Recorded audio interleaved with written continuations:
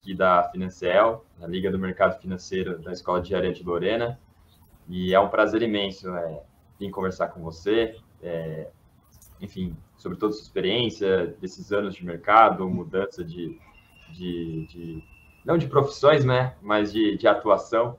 Então, tenho certeza que vai ser muito proveitoso para os membros da Liga e para todo mundo que está assistindo. Eu espero. Obrigado pelo convite. Muito legal falar para jovens, estudantes. Eu faço isso bastante, tenho feito ao longo da minha vida e me dá muito prazer. Acho que a gente tem que transmitir conhecimento sempre, né? Conhecimento é a base de tudo. Vocês estão na escola, exatamente, sabem muito bem disso, né? Então, tudo que eu puder contribuir, todo conhecimento que eu puder compartilhar, eu faço isso com muito prazer sempre. Então, obrigado mais uma vez pelo convite. Perfeito.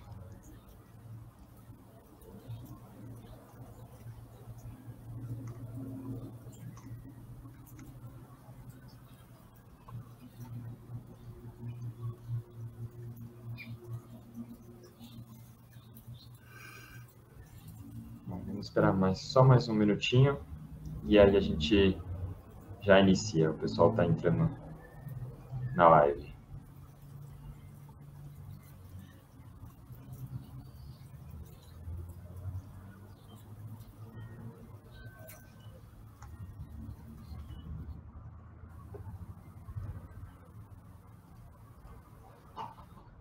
Fala, Valton, boa tarde.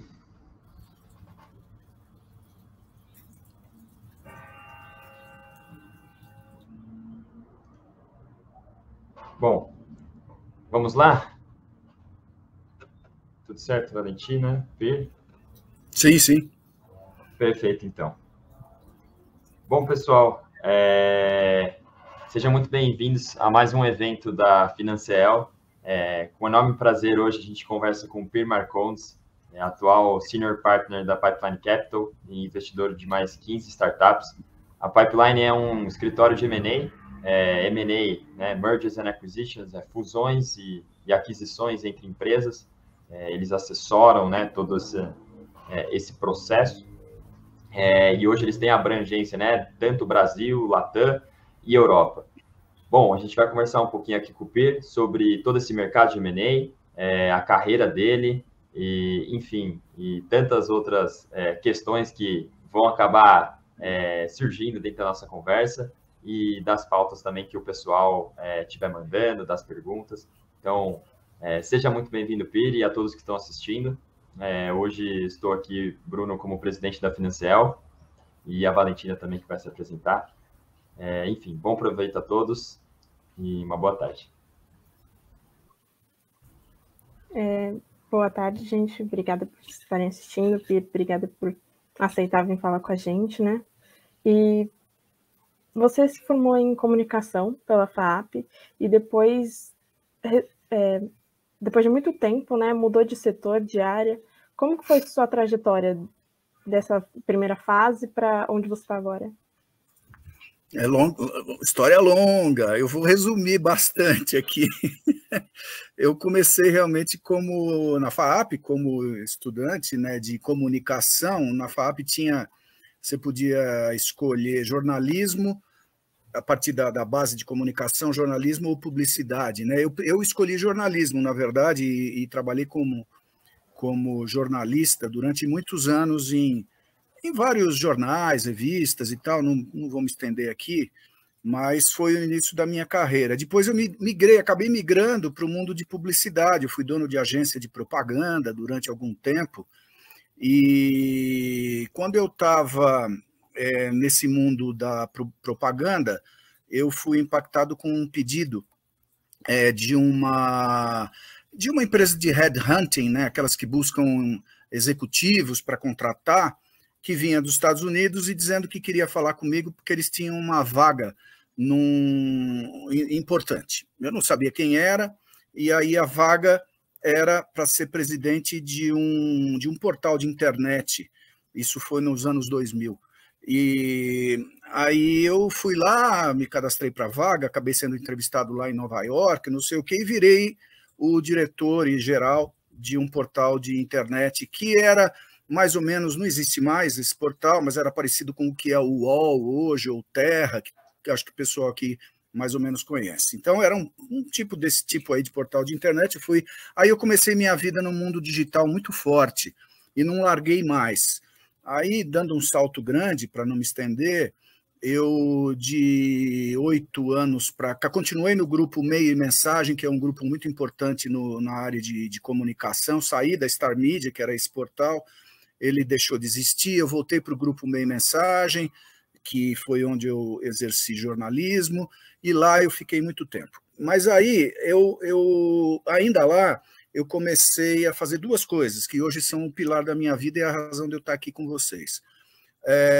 Eu já conheci há algum tempo, um cara chamado Alonso Rachevsky, que foi o fundador, a essa altura já há 9 anos atrás, da Pipeline Capital, que o Bruno, na introdução, comentou, da qual eu sou senior partner hoje, né?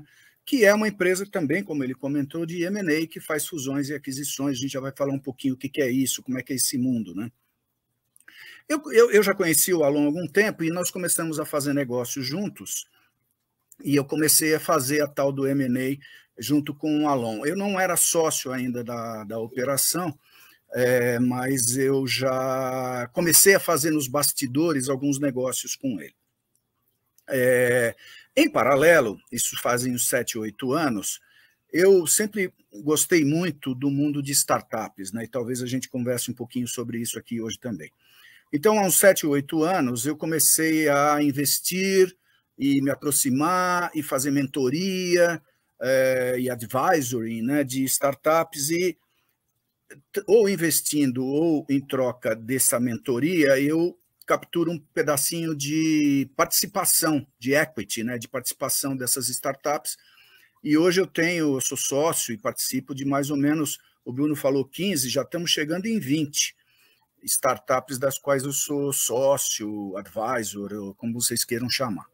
Então, essas 2 coisas acabaram sendo... Aí, há 2 anos atrás, eu deixei o grupo Meio e Mensagem e oficializei esses 2 caminhos da minha vida. E é isso que me traz aqui.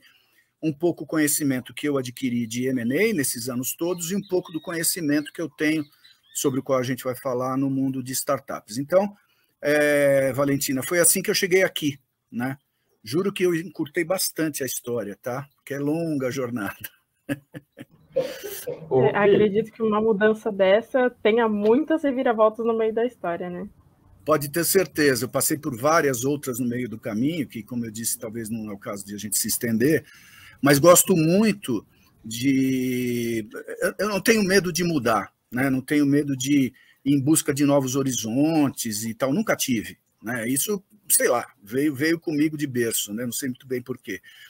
Mas sempre, ao contrário, sempre me fascinam umas coisas novas, né? Então, acho que tem um pouco... a razão disso está um pouco no meu DNA, né? Do jeito que ser do jeito que eu sou, né? E aí, esse mundo em que eu estou agora, ele é absolutamente acelerado pela inovação e pelas coisas novas, né? O mundo do M&A, você está sempre conversando com companhias que estão sempre fazendo coisas diferentes, né? E a Pipeline Capital ela é uma empresa que a gente chama de Tech M&A, ou seja, uma empresa que faz M&A na área de tecnologia, que é onde as coisas estão muito aceleradamente se transformando, né? E nas minhas startups, idem, aí mais ainda, porque aí é uma juventude, tudo como vocês aqui, que estão aqui conosco hoje, criando ideias fantásticas, novas. Então, eu estou agora, tudo do jeito que eu estou, do jeito que eu sempre quis. Eu tenho 65 anos de idade, eu acho que eu vou morrer, sei lá quando, mas sempre fascinado pela inovação e pela transformação. Então, eu estou do jeito que eu gosto. Que legal, Pedro. E acho que até é interessante fazer esse paralelo, né? O quanto que foi importante para você fazer essa transição logo nos anos 2000, né? Onde a gente tem uma explosão de internet, computadores, enfim, para uma empresa que era um portal, né? Que mexia já com uma tecnologia que estava se iniciando. Quanto que isso agregou à sua carreira e hoje estar numa boutique, né, de M&A de tecnologia?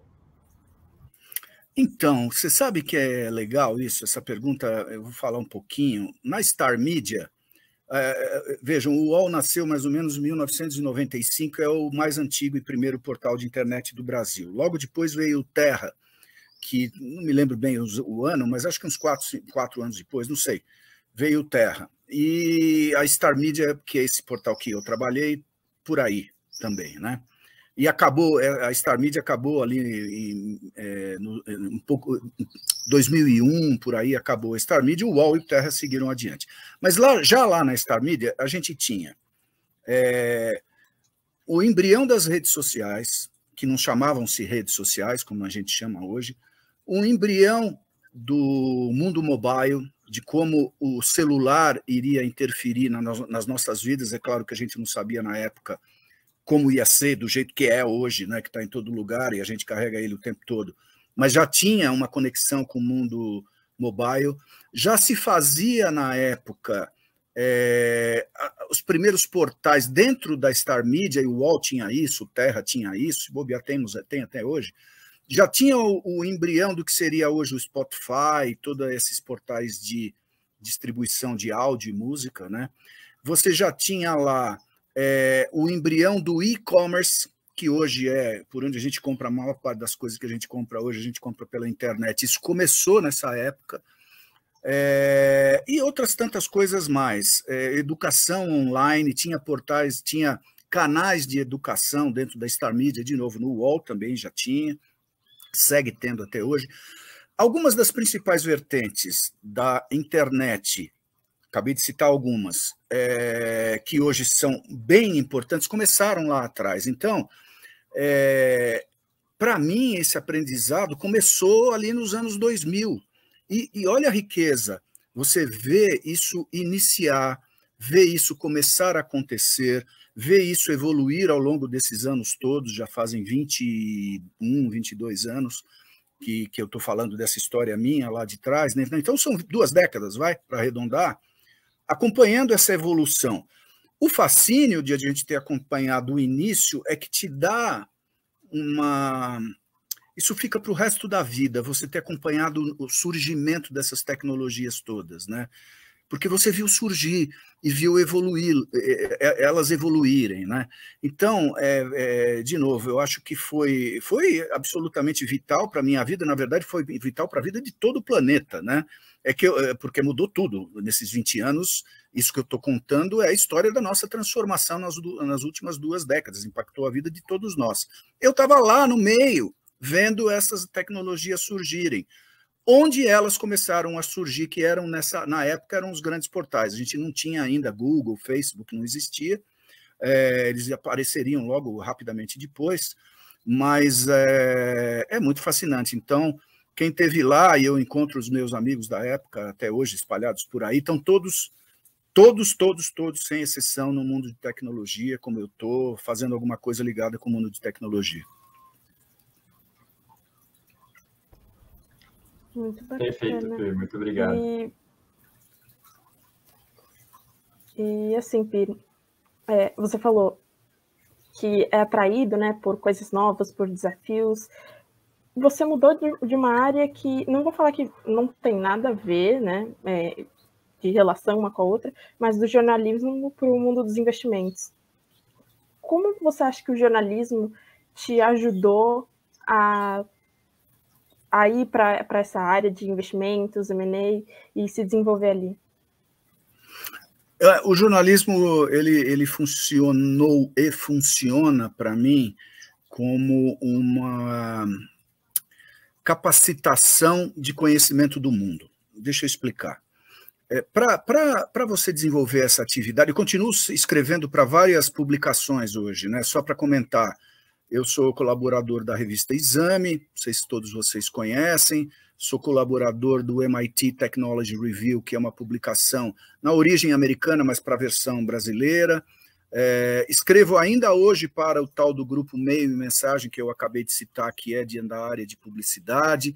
Na Pipeline Capital, o Bruno conhece bem, a gente tem lá um portal também nosso, que eu publico coisas lá, e eu tenho um portal meu, que é meu, eu criei esse portal, é um blog, um blog um pouquinho mais robusto, que se chama Innovation Insider, que é só sobre inovação. Depois vocês dão um Google aí, se tiverem curiosidade, dão uma visitada. Ou seja, o jornalismo nunca mais me largou e eu nunca mais larguei o jornalismo. Agora, Valentina, para que serve, né? O jornalismo sempre foi, para mim, uma área de pesquisa da vida, uma área de pesquisa da evolução das sociedades, como eu disse, sempre bastante com o viés de inovação, tecnologia, buscar coisas novas. O jornalismo, como esse treco parece que está em mim e não vai me largar nunca, eu sigo, ao pesquisar para escrever meus artigos, e eu confidenciei aqui, antes da gente começar, que eu estou atrasado com um artigo que eu tenho que entregar hoje para o Meio Mensagem, até às 8 horas da noite. Eu vou escrever um artigo, vou adiantar qual é o tema que eu vou escrever para vocês. As tecnologias que vão impactar o mundo do marketing em 2022. Esse é o tema. Agora, como é que eu escrevo sobre um tema como esse? Eu tenho que ter lido alguma coisa a respeito para ter a cara de pau de falar sobre sobre tendências do mundo de tecnologia no ambiente de marketing. Então, Valentina, toda a minha vida foi assim. Eu fui pesquisando sempre e buscando conhecimento sempre. Eu acabei de dizer que é uma coisa que eu estou sempre em busca, né, de coisas novas e conhecimentos novos. E o jornalismo digamos, é o canal que escoa tudo aquilo que eu, de alguma forma, capto, entendo e passo a conhecer, e é uma forma de eu contribuir, dividir, colaborar e compartilhar esse meu conhecimento. É através do jornalismo. Escrever, para mim, eu brinco que eu escrevo desde os 17 anos. Eu comecei a colaborar com uma revista, chamava Isto É, acho que ainda existe a Isto É.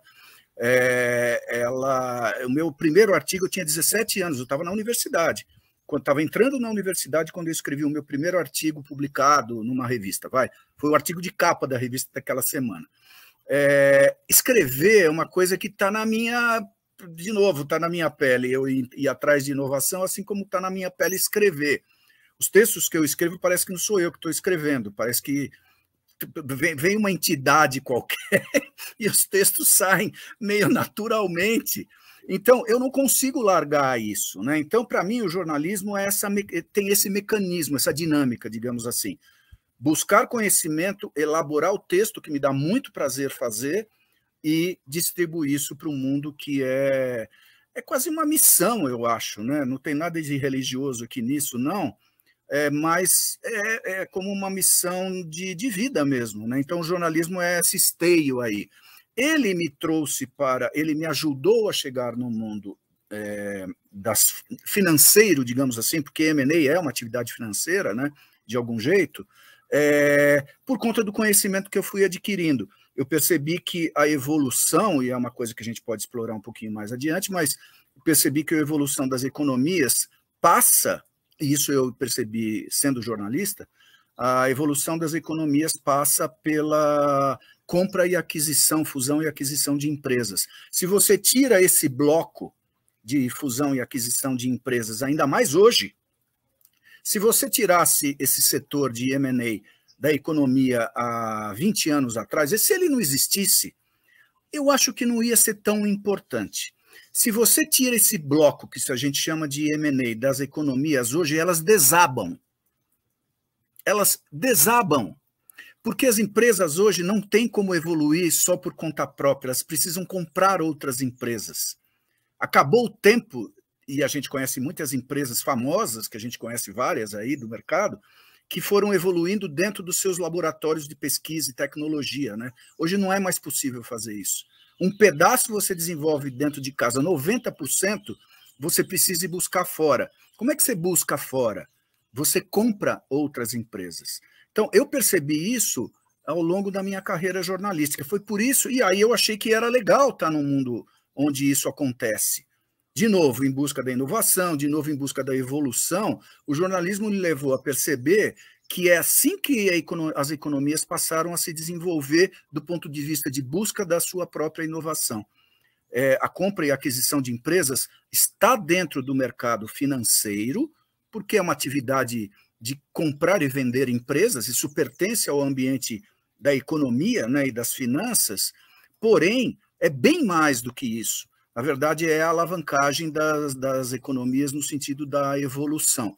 E para fazer um twistzinho, que a gente pode depois também falar mais, dentro desse mecanismo de evolução do capitalismo e das economias no mundo inteiro, vêm as startups também, porque elas são um pedaço desse ecossistema, mas depois a gente fala mais sobre elas.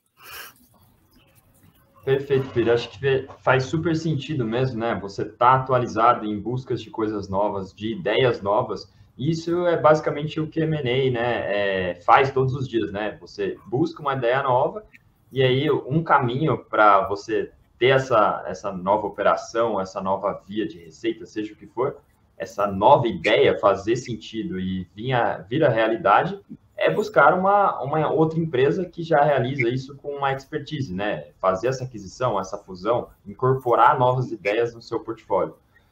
E sobre acho que deu para ficou muito claro aqui, acho que para o pessoal, que M&A é uma pessoa que deseja trabalhar, né, ingressar no mercado de M&A, tem que estar muito atualizada, né, a todo momento, entender os mercados e tudo mais. Mas o que você acha, assim, que são as características mais importantes para um profissional dessa área? Olha, tem algumas que são bem importantes. A primeira você acabou de dizer. Se você se interessa pelo setor de M&A, você tem que estar muito atualizado, porque para você fazer compra e aquisição de empresas, você está sempre lidando com vários setores da economia. É muito natural que uma empresa como a Pipeline Capital, e existem várias outras aí no mercado, né? Você hoje está lidando com uma empresa de e-commerce, no outro dia está lidando com uma empresa de tecnologia para saúde, na outro dia você está lidando com uma empresa de realidade aumentada para varejo, e por aí vai, vocês entenderam, né? São vários setores, nessa área de tecnologia que a Pipeline escolheu, isso está se ampliando cada vez mais, tem as fintechs, as health techs, é tudo tech, né? Marketing tech, por aí vai. Essas techs todas estão evoluindo diariamente, numa velocidade absurda, né? Então, se você vai para um mundo de comprar e vender empresas e não tiver o conhecimento de que isso está acontecendo, e de como está acontecendo e na velocidade que está acontecendo, você já entra meio despreparado para fazer o melhor papel nessa indústria, né? A outra coisa que eu acho, e é a nossa crença na Pipeline Capital, e a gente repete isso como um mantra, né? Se você desconhecer totalmente o que é tecnologia e como ela funciona, para exercer uma função de M&A, para trabalhar numa empresa nesse setor, você também começa meio despreparado, porque a tecnologia é o driver, é o motor que vai fazer as empresas evoluírem, as empresas que são compradas e as empresas que compram. A base tecnológica hoje é muito importante, então você tem que ter alguns conhecimentos de tecnologia. A outra coisa é o mundo das finanças que muitos de vocês aqui navegam e se preparam para isso. Conhecer finanças é muito, mas muito importante. Economia / finanças, né? Porque em algum momento, uma negociação, e aí vocês devem supor como isso ocorra, né? Nem que não tenham nunca feito, mas não é difícil de imaginar que em algum momento vai haver uma negociação que envolve valores, envolve receita, projeção dos números e financeiros, né, das companhias. Do lado de lá, quem está comprando quer jogar o preço para baixo, do lado de cá, quem está vendendo quer jogar o preço para cima. E essas questões ligadas a preço, projeção de valor das empresas, todas as questões contábeis, né, que também estão envolvidas. E aí você tem questões regulatórias também financeiras que normatizam muitos setores, você precisa conhecer tudo isso. Então, o ambiente da economia / finanças é vital também. Nenhuma empresa de M&A pode fazer nada na vida se não tiver gente muito especializada nisso. Então, eu diria que essas são as principais, né? Você saber fazer, aí já é um detalhe, mais um detalhe importante, talvez, em alguns casos, você saber juntar Lé com Cré. O que é saber juntar Lé com Cré? Você vê uma empresa de e-commerce, aí você vê uma outra empresa que não faz e-commerce, né? Mas você tem uma empresa, no nosso caso, uma empresa para ser vendida de e-commerce, aí você encontra uma empresa maior, grande, né? E ela não tem e-commerce. Então, faz sentido que você ofereça essa plataforma de e-commerce para essa empresa que não tem, e você faz uma oferta para que essa empresa que faz o e-commerce seja comprada por essa outra que não tem e-commerce. Eu dei um exemplo muito simples, tá? Mas foi propositalmente simples para exemplificar meu ponto. Você tem que saber fazer teses. Teses é juntar o tal do Lé com Cré, né? Eu falei uma bem óbvia. Há outras que não são tão óbvias assim, mas que são muito interessantes quando você está dentro de um escritório de M&A, como é o nosso caso. Às vezes você descobre correlações entre as empresas que os empresários de ambas as empresas não tinham percebido antes. E aí tem uma beleza, uma sabedoria, uma competência, vamos chamar assim, das empresas que prestam esse tipo de serviço, de fazer cruzamentos que às vezes não são óbvios, como esse que eu acabei de exemplificar aqui. Então, é outra função de quem trabalha nessas companhias, saber ter a esperteza, vamos chamar assim, né, de saber fazer esse matchmaking, né, essas coisas de se cruzarem, né? Eu acho que é basicamente isso, né? E entender que não é exclusivamente finanças esse mundo, como eu acabei de dizer, nós estamos falando de um mundo que ajuda as economias a crescerem, né? Mas onde finanças acaba sendo também um papel e um conhecimento bastante importante.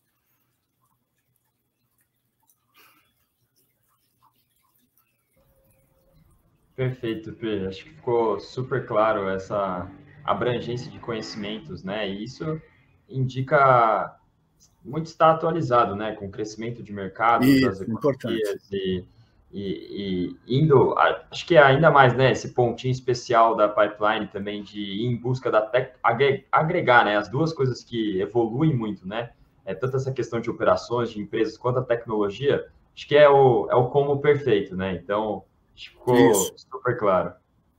Faz total sentido estar atualizado, ter essas proficiências, entender, ter tanto hard skills, né, mas muito soft skills, né, de planejamento, de estratégia, com certeza fazem muito sentido para quem trabalha em M&A. É verdade. Tem uma coisa curiosa que eu posso acrescentar aqui, antes de vocês fazerem as próximas perguntas, mas só para explicar para quem está nos assistindo, né? Tem uma cadeia de valor da qual o mundo do M&A faz parte, do qual as startups que eu comentei fazem parte. Eu vou dar uma pincelada muito rápida e muito superficial, me perdoem aqueles que já conhecem bem esse mercado, eu vou falar para aqueles que talvez conheçam menos, né? Então, resumir bem, ser bastante, simplificar, digamos, como é que é essa cadeia de valor onde o M&A está inserido, né? As empresas, elas nascem em algum momento, né? Todas as empresas, em algum momento, alguém teve uma ideia e ela precisou se desenvolver de alguma forma. Normalmente, essa ideia, para começar a existir, ela precisa de algum recurso. Não basta apenas você ter a ideia, né? Você precisa de algum recurso para fazer essa ideia acontecer. Normalmente, isso passa por um pequeno investimento, às vezes, da família. Tem uma expressão em inglês que eles falam family and friends, ou friends and family, né? Que são pessoas que acreditam, além dos fundadores, às vezes tem algum dinheirinho, a família ajuda, os amigos ajudam, e ela começa a existir. Ela já vai começando a se desenvolver. Essa é uma startup que a gente chama, startup porque quer dizer em inglês, empresas que estão começando, que estão dando o start, né? Não dá nem para chamar de uma empresa esse organismo chamado startup, porque ela é muito simples, né? Aí ela vai crescendo. O Google começou assim e a Volkswagen também, né? Então, todo um dia elas foram assim, né? De algum jeito.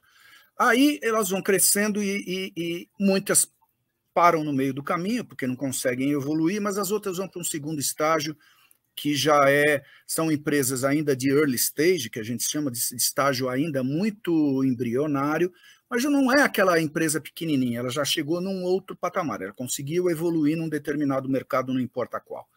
Aí a gente já está numa empresa de early stage, onde ela vai receber ela vai precisar de dinheiro novamente, aí ela já não é mais os amigos, aí você tem estruturas no Brasil, tem todas elas, e isso nasceu muito fortemente nos Estados Unidos, lá no Vale do Silício, essas estruturas foram se desenvolvendo, a escola que a gente bebe aqui no Brasil, e o mundo inteiro acaba bebendo, vem muito dos Estados Unidos, que souberam fazer essa evolução de uma forma muito competente, né? Aí você chega no momento em que vão entrar os investidores anjo.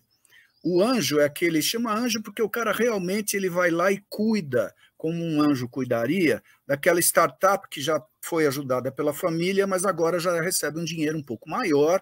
E o anjo, dependendo do tipo de investidor anjo, e a gente tem vários tipos no Brasil, ele ajuda a empresa a começar a se estruturar e ela começar a parecer um pouco mais como uma empresa propriamente dita.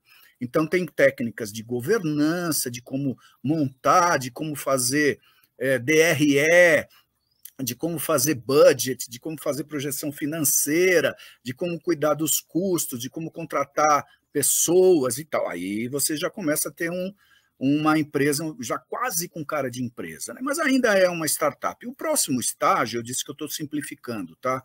O próximo estágio já são as empresas de scale-up, que já são, passou pelo primeiro, passou pelo segundo, muitas morrem no meio do caminho, eu diria que a maior parte das startups morre no meio do caminho, mas nós estamos contando a história de uma startup que está dando certo. Aí ela vira já uma empresa de crescimento, scale-up, que vai crescer para cima. Aí você já precisa de um outro tipo de dinheiro, já estamos falando de alguns milhões, né? Quando você chega nesse mundo das scale-ups. Aí você já entra no mundo dos venture capitalists, né? É o investimento de risco, né? O capital de risco, né? Já maior, é um bicho já, são empresas, instituições tipicamente financeiras que investem, fazem investimentos nessas companhias que já passaram pelo primeiro e pelo segundo estágio, né? Aí já estamos falando de alguns milhões. O estágio seguinte, e aí a gente já está falando de uma empresa, já ela quase está deixando de ser uma startup, ela entra no que se chama nesse mercado de Series A, é a série A. A série A, aí, gente, já estamos falando de 50, 60, 70 milhões para cima. Isso aqui no Brasil, nos Estados Unidos, são outros valores maiores. Aí já estamos na série A. Uma empresa em série A, ela realmente deixou para trás, talvez, a maior fase de riscos e passa a ser uma empresa com maior chances de ser promissora. E aí vem a série B, vem a série C e vai indo. Sempre os valores vão crescendo e, finalmente, ou essa empresa é vendida para um grupo gigante que se interessa em comprá-la, ou essa empresa vai fazer IPO, que é abrir o seu capital em bolsa, né? E várias têm feito isso no Brasil, os IPOs cresceram muito de anos para cá. Bom, no meio do caminho, como eu expliquei para vocês, você tem vários momentos em que as empresas precisam fazer o M&A. Elas precisam comprar outras empresas para crescer. Ou no meio do caminho, uma empresa grande pega uma empresa que está num momento de scale-up, e nós temos várias na Pipeline Capital, e querem comprar essa empresa. Ela não precisa ir sozinha nesse caminho até a saída lá. Tem uma empresa que simplesmente quer comprar essa empresa porque é importante para ela. Eu acabei de dizer que as empresas estão precisando fazer isso, ou não evoluem, né, ou sua evolução fica estagnada, e uma empresa com sua evolução estagnada morre. É só uma questão de tempo. Hoje o mercado é impiedoso com quem não evolui. Então, aí é que entra o M&A, porque ele vai ajudar no mecanismo de compra e venda, e fusão e aquisição de empresas para as empresas que estão escalando e em algum momento são compradas, e para as empresas que querem comprar e acham nessas empresas, geralmente startups ou scale-ups, algum target, algum objetivo de venda, né? Então, eu dei uma pincelada aqui bem rápida de como é que é esse ecossistema, né, de como ele evolui, né? E por que o M&A ele passa a ser bem importante? Porque ele é um mecanismo de evolução de tudo isso, ele dá uma dinamizada nesse ecossistema todo.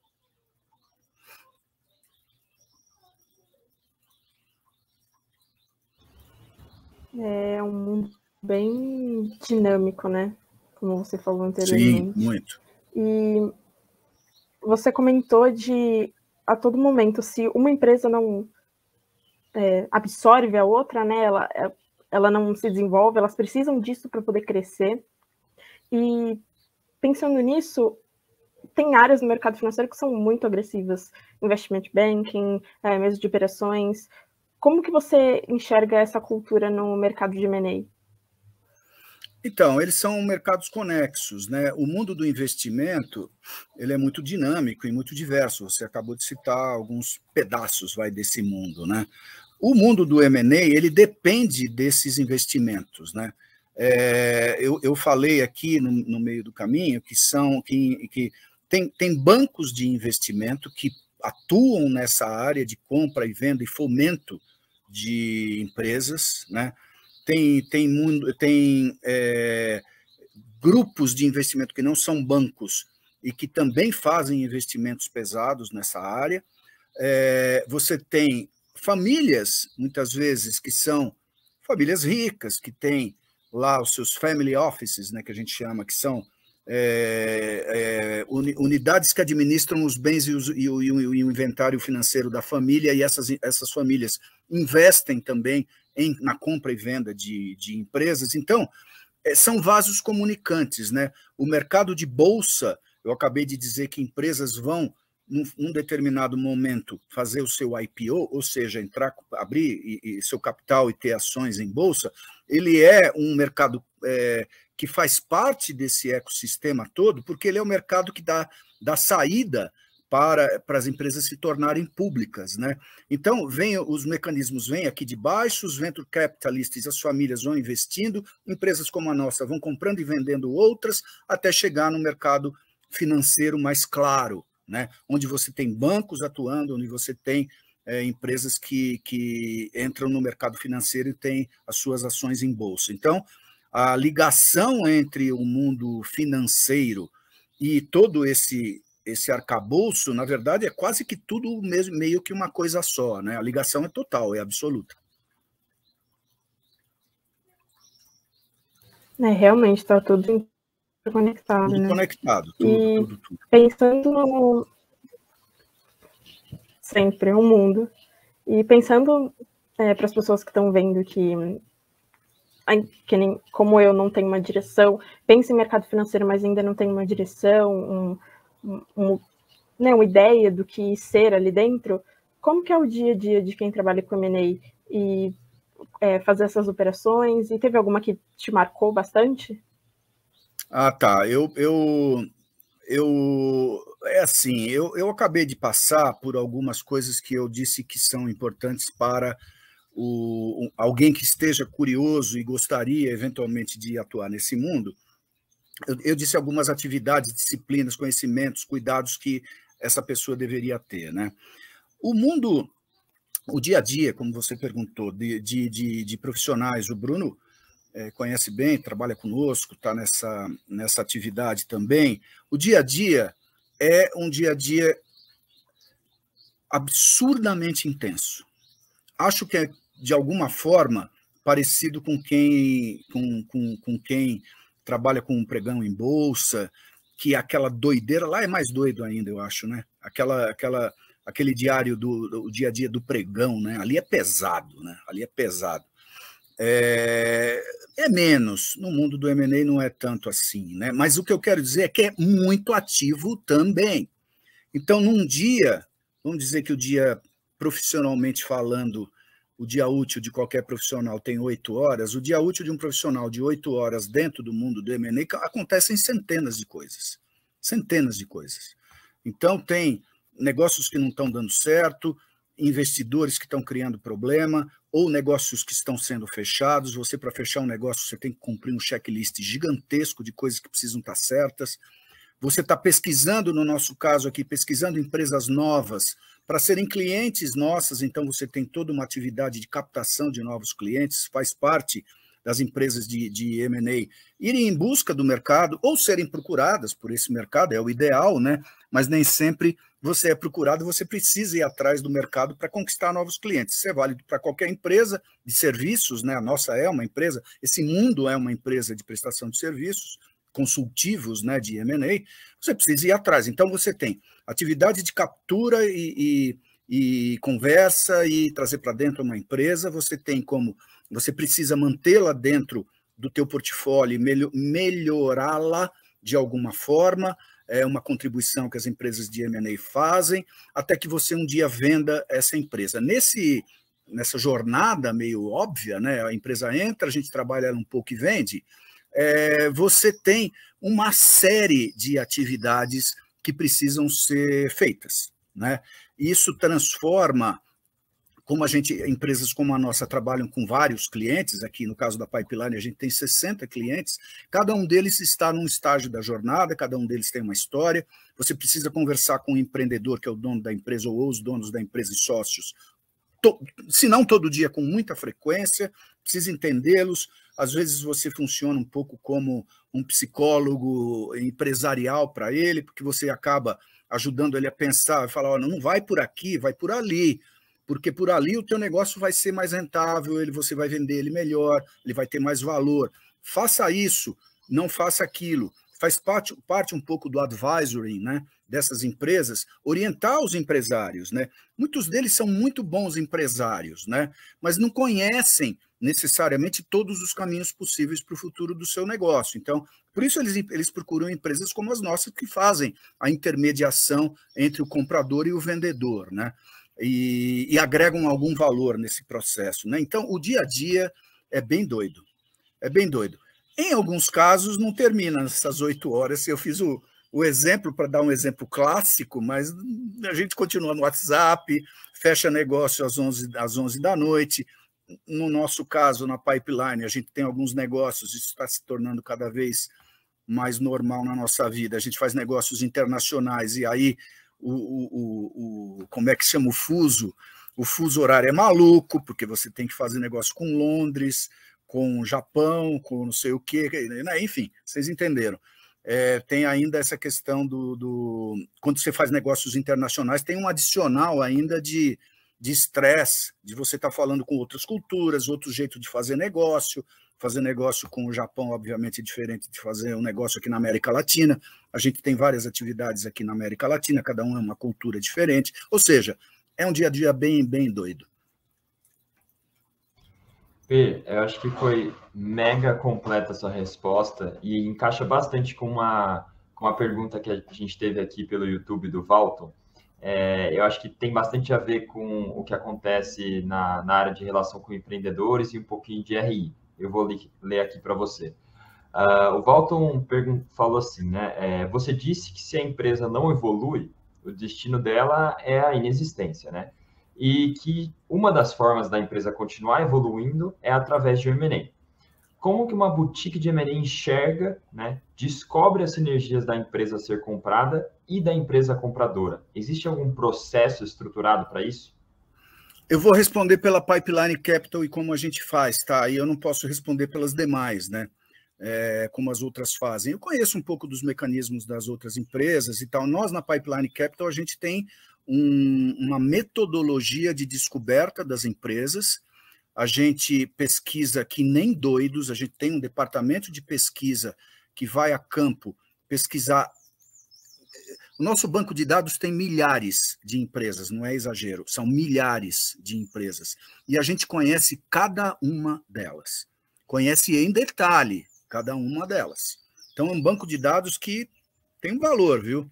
Esse banco de dados. Então, assim que a gente faz, tá?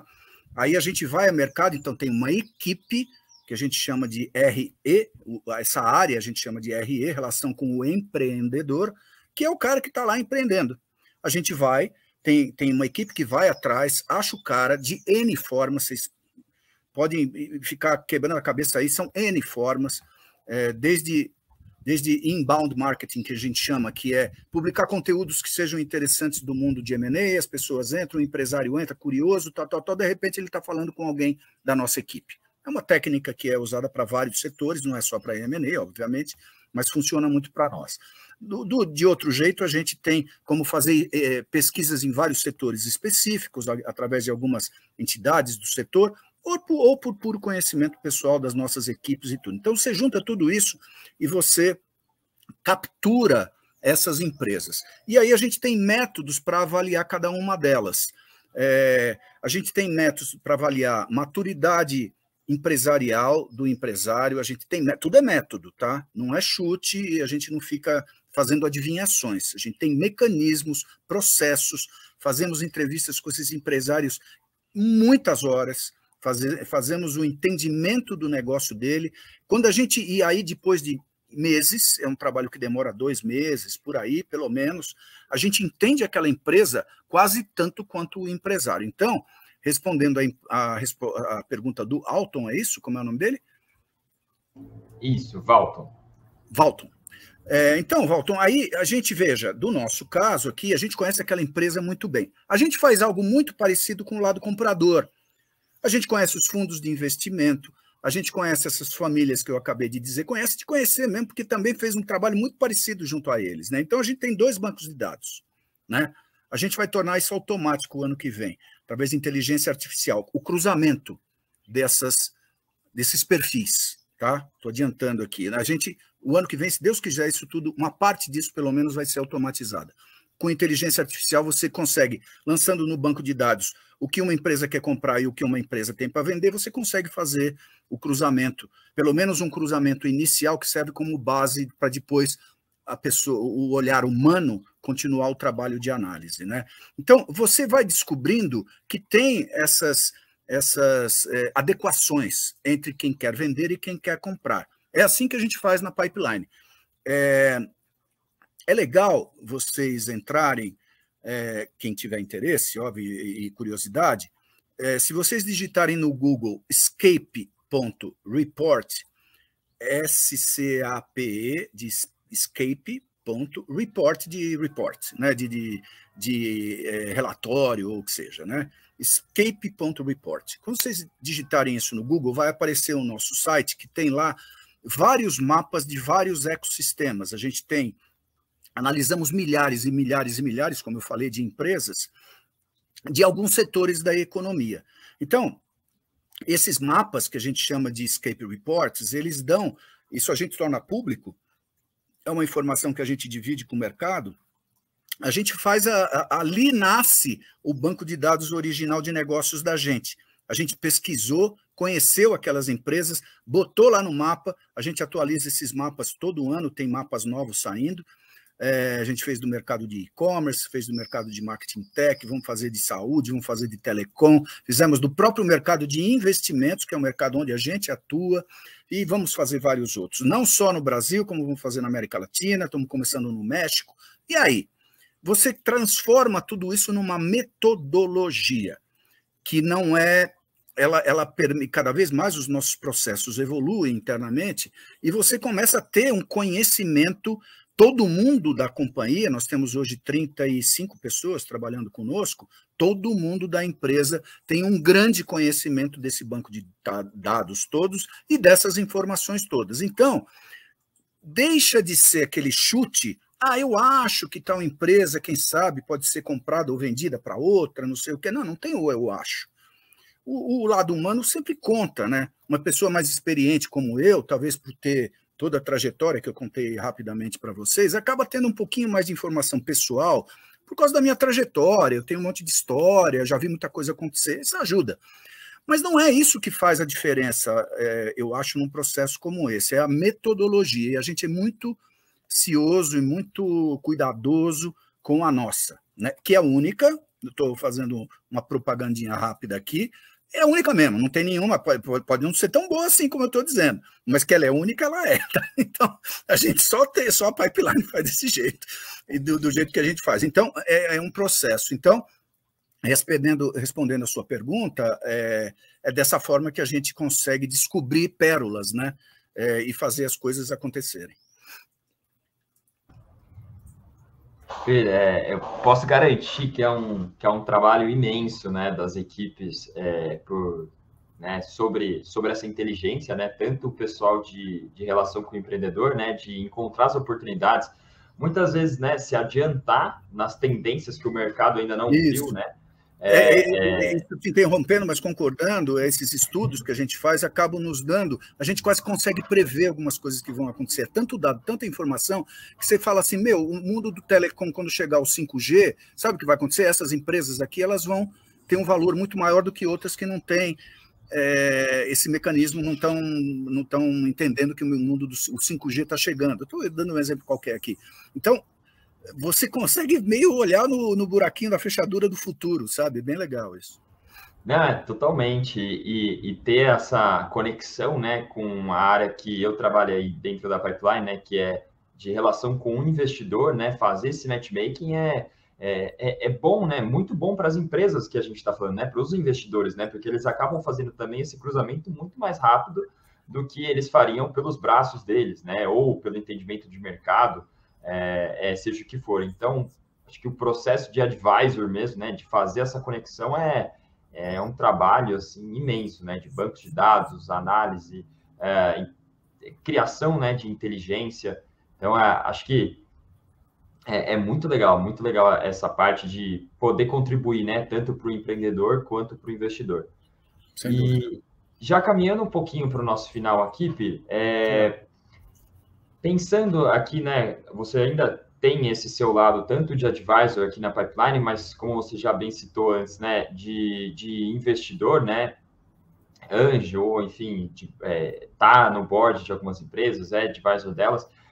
Como que funciona para você um entendimento de uma startup? O que você procura, o que você entende de diferencial? Como que é olhar para uma startup pensando em investimento de uma pessoa física, enfim? Ok. Eu quero só, eu vou responder, mas eu quero apenas complementar uma coisa aqui, uma ponta que eu deixei mais sinalizada ali no meio da nossa conversa, que eu vou puxar ela aqui agora. Eu falei que o mundo do M&A é um anabolizador desse mecanismo todo, das economias, as tecnologias novas vão acontecendo, todas essas coisas do mercado financeiro são agitadas, né, e dinamizadas, e a peça do M&A é bem importante. E dentro desse mecanismo todo, você tem as startups. As startups são hoje, não tenho nenhuma dúvida, eu estimulo cada um de vocês a abrir uma startup na vida. Tinha um ditado que os mais velhos, como eu, diziam, mais velho do que eu até, diziam que você tem que, para fazer a sua vida valer a pena, você tem que plantar uma árvore, escrever um livro e ter um filho, né? É uma coisa antiga que o pessoal dizia. Não sei se é verdadeiro ou não. Eu já fiz todas essas coisas. Mas eu diria que hoje é importante você ter uma startup. Eu acrescentaria, para modernizar esse ditado, eu falo, monta uma startup, mesmo que ela dê errado.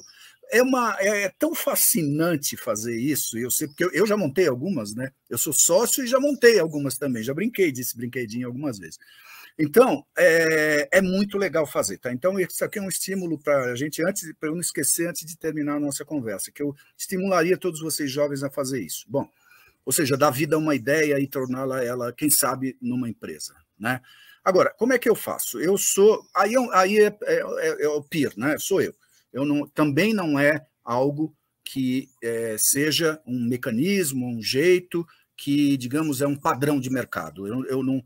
Acabei de dizer para vocês que eu sou o cara que está sempre buscando fazer diferente, né? Então, eu fiz a minha, chama-se Macuco Tech Ventures. Macuco Tech Ventures é uma holding company que faz investimentos em startups. Startups sempre, no meu caso, pequenas. Às vezes eu pego algumas em PowerPoint e vou em busca daqueles investimentos primeiros que eu falei lá para vocês, que ou são anjos, investidores anjos que fazem, ou às vezes até as empresas de capital de risco, né, que hoje já tem cheques de R$500 mil, R$600 mil, são cheques que para esse mundo são cheques pequenos, que eu disse que no final da história são cheques de muitos milhões. Aqui a gente está falando de cheques desse tamanho. Eu vou em busca porque eu conheço muito bem o mercado financeiro e todos esses players, né? Então, como é que eu atuo? Eu identifico aquela que eu ache uma startup com potencial de crescimento. Eu acerto sempre? Não. Eu erro como todo mundo erra. Mesmo grandes grupos de investimento que tem lá 500 pessoas trabalhando, erram também, tá? O meu índice de erro não tem sido alto. Então, de que eu me valho, né? E eu disse que isso vale para mim, né? O meu método, né? Eu valho do meu conhecimento, do meu cabelo branco, da minha barba branca. Eu escolho empresas que estão num ambiente onde eu conheço bem, o setor onde eu conheço, setores que eu conheço bem, que são o mundo do marketing, que é de onde eu venho, o mundo da comunicação, que é de onde eu venho. Eu contei toda a minha história para vocês, o mundo do e-commerce, que é um mundo que eu aprendi a conhecer também, e tecnologias que gravitam em torno desses mundos aí. O mundo das finanças, por exemplo, onde parte de vocês aí também atua, não é um mundo que eu tenho grande conhecimento. As fintechs, né, que hoje estão em moda, todas elas. Eu não tenho nenhuma fintech nessas 25 empresas que eu atuo, não tenho nenhuma tipicamente fintech, né? Mas tem empresas que têm tecnologias para ajudar as fintechs. Então, essa área de tecnologia também é uma área que eu navego bem. Eu tenho empresas de blockchain, que tem a ver com o mundo das finanças e com criptomoedas. Eu tenho empresas de realidade aumentada, na área de educação, uma empresa muito legal, e por aí vai. Eu tenho um portfólio variado, né? Eu uso muito o meu feeling. Eu acabei de dizer que na pipeline tem pouco feeling, ou quase nenhum feeling. No meu caso pessoal, tem muito feeling, né? Muito o meu jeito de entender, por conta dessa minha experiência. Eu olho muito o empreendedor, e isso aí todo investidor vai falar isso para vocês. Muitas vezes você olha a empresa que o cara está querendo montar, você fala, isso daí não vai dar certo. Mas o cara é tão bom, que às vezes vale a pena você investir naquele empreendedor, porque de algum jeito o cara é tão bom que ele vai dar um jeito, vai mudar, ele vai acabar conseguindo fazer com que alguma ideia dele acabe dando certo. Então, a primeira coisa que você olha normalmente é o empreendedor. E aí você faz as análises clássicas. Que mercado que ele está atuando? Esse é um mercado que é promissor? Ah, não, esse é o mercado que está involuindo. Puxa, o mercado que está involuindo, não, né? Vamos olhar para os mercados que estão crescendo. Esse mercado tem tecnologia? Ah, não é um mercado que tem muita tecnologia. Não invista. Hoje, praticamente tudo na vida econômica, das empresas, dos negócios, é hoje anabolizado por tecnologia, já disse isso para vocês aqui. Então, eu olho muito isso também, né? Então, eu vou usando esse método, não é bem um método, né? É muito intuição e olhando um pouco o empreendedor, o mercado onde ele atua, aí, é claro, o que ele tem a dizer e as empresas, para elas darem certo, as startups, elas têm que, esse é um jargão muito clássico e muito usado nesse mundo de investimento, elas têm que vir para atender alguma dor que está acontecendo no mundo do empresarial dos negócios. Se for bem identificada essa dor e ela estiver doendo bastante mesmo, ou seja, essas economias, as empresas e os negócios estiverem precisando, está doendo muito porque não tem a solução para aquele problema, essa startup tem mais chance de dar certo do que outras que trazem soluções para problemas já resolvidos. Não quer dizer que empresas, startups que copiem outros modelos, a gente chama de copycat, né? Copiar, não deem certo. Dá certo também. Às vezes você copia um modelo que deu certo lá fora e você aqui no Brasil não tem nenhuma fazendo. Você copia o modelo e faz aqui, mas aqui no Brasil você é o primeiro. Dá certo, também funciona, né? Então, são algumas variáveis. Como eu disse, eu estou falando aqui meio de uma forma bastante aberta, porque é assim que eu atuo, né? Então, eu vou selecionando as minhas, todas elas foram selecionadas mais ou menos por esse método do Pierre Marcondes, que é um método que é difícil de reproduzir, só eu consigo fazer. Você falou um pouquinho agora, né, sobre como você, como investidor, mas do outro lado, você também falou que já se aventurou, né, pelo mundo das startups, de começar e coisas assim. Do lado das startups, como você acha qual que é a principal diferença, assim, entre investidor anjo, ter uma participação de uma incubadora, né, ou um venture capital investir na startup? Como você acha que é desse lado? Estágios diferentes, né? Jeitos, como eu expliquei, são estágios diferentes de investimento. O anjo, ele faz... Eu sou um anjo, né? Eu sou um investidor anjo. Eu pego a empresa bem no início. As empresas de investimento, você usou aceleradora, incubadora, né? A incubadora, você disse, uma incubadora ou aceleradora se assemelham aí já são empresas estruturadas que pegam essas pequenas empresas e fazem elas crescerem, né? Eu comentei isso, né? Elas fazem elas ganharem um pouco de metodologias de uma empresa mais tradicional, né? E aí você chega naqueles investidores